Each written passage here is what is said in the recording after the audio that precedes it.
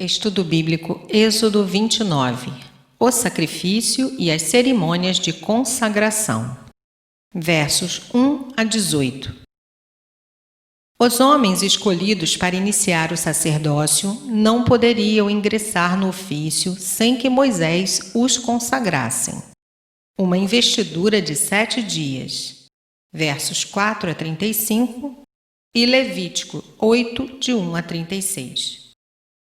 A dedicação dos sacerdotes simbolizava quando chegavam a hora solene com o melhor do rebanho. Verso 1. Com os produtos mais qualificados do campo. Verso 2. Os sacerdotes tinham de ser lavados, vestidos e ungidos com azeite.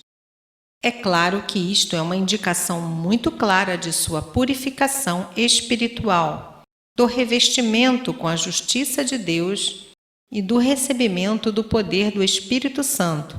Versos 4 a 9. Oferecer o melhor que temos, batizados em Cristo, prontos a servir, a orar, a avançar em santificação, sendo vasos de bênçãos que provêm do amor de Cristo. Assim, temos de servir até o dia de hoje. Um novilho era oferecido como oferta pelo pecado dos sacerdotes nomeados. Versos 10 a 14. Os homens que tipificavam o grande sacerdote por vir tinham primeiro de ser purificados dos seus próprios pecados. Só quem aceita o sacrifício pelos seus pecados pode trilhar o caminho do sacerdócio. Cristo é este sacrifício. Hebreus capítulo 7, verso 27. O cordeiro da dedicação. O cordeiro, todo queimado sobre o altar, simbolizava os sacerdotes inteiramente dedicados a Deus. Versos 15 a 18. Versos 19 a 28. Outro carneiro é necessário para mostrar a plenitude do significado do sacrifício. O primeiro, verso 15, era totalmente consumido no fogo, verso 18, apontando para a necessidade de um sacrifício total, que foi cumprido de uma vez para sempre na pessoa de Cristo. O segundo carneiro se chama de consagração, verso 26. O sacerdote solenemente oferece partes dele em sacrifício pessoal a Deus e se alimenta do seu peito. Isto ilustra a necessidade que todo crente tem de alimentar-se da vida do Cristo ressurreto e de oferecer a Deus sua própria vida transformada por este sacrifício. Ouvidos, mãos e pés. Verso 20. A primeira coisa que precisa ser consagrada é o ouvido. Nota-se que a fé vem pelo ouvir a palavra de Deus. Romanos 10, 17. Temos que ser discípulos ensinados por Deus. Isaías 54. Depois vem a prática do que aprendemos, a obediência nas atividades diárias envolvendo as mãos e o polegar. Depois os pés que devem andar perpetuamente nos caminhos de Deus. Salmo 1, 1. As porções especificadas do cordeiro e do pão eram movidas, isto é, colocadas sobre o altar e então retiradas. Verso 24. Isto era uma maneira simbólica de oferecê-las a Deus. A porção de Deus, verso 25, era consumida sobre o altar. O peito e a coxa do cordeiro da consagração eram oferecidos a Moisés como sua porção, pois já estava atuando como sacerdote. Mais tarde, os sacerdotes as receberiam. Versos 26 e 28 e Levítico capítulo 7, versos 31 a 32. Aqui se vê claramente que esta oferta é para o benefício dos sacerdotes e que tem de ser custeada pelo povo em geral. É a oferta de Deus, que pelo próprio decreto de Deus, volta às mãos dos seus servos dedicados.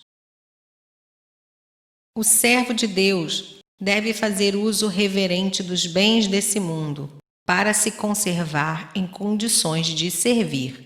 Levítico 7, verso 30. Versos 29 e 30. As vestes sacerdotais deviam passar de geração para geração. A consagração dos sacerdotes nas gerações sucessivas seria de 7 dias, como foi esta consagração inicial, verso 35. Aqui se refere a toda a descendência sacerdotal. O ser humano é mortal, mesmo que seja sacerdote. Só Cristo tem o sacerdócio eterno, perfeito e intransmissível. Hebreus, capítulo 6, verso 20 e 7, verso 24. Versos 31 a 34. A ceia sacrificial.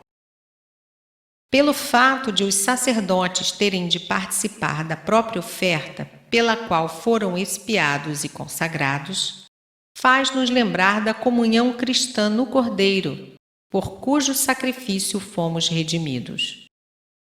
Os sacrifícios mencionados nesse capítulo são para que os sacerdotes peçam perdão pelos seus pecados antes de começar o ministério, que também depende da consagração e da santificação. O sacrifício solene pelo pecado, no qual o sacerdote recebe o perdão, se oferece em consagração e recebe poder para a santificação, não podendo ser participado por estranhos, em sua prática, nem guardado como se fosse simples comida. Versos 33 e 34. É esta a atitude que o Novo Testamento requer com respeito à ceia do Senhor, que é a lembrança vívida do sacrifício em que Cristo se ofereceu por nós. 1 Coríntios capítulo 11, verso 27. Versos 36 a 42.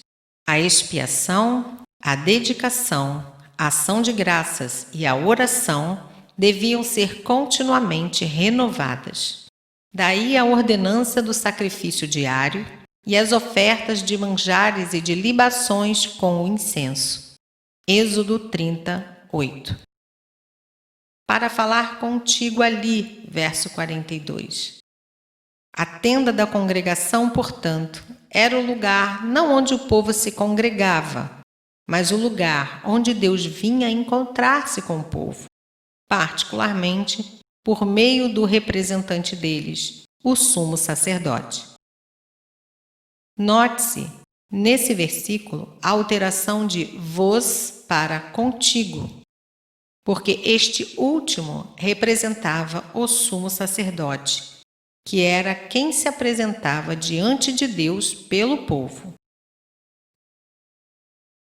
Versos 43 a 46.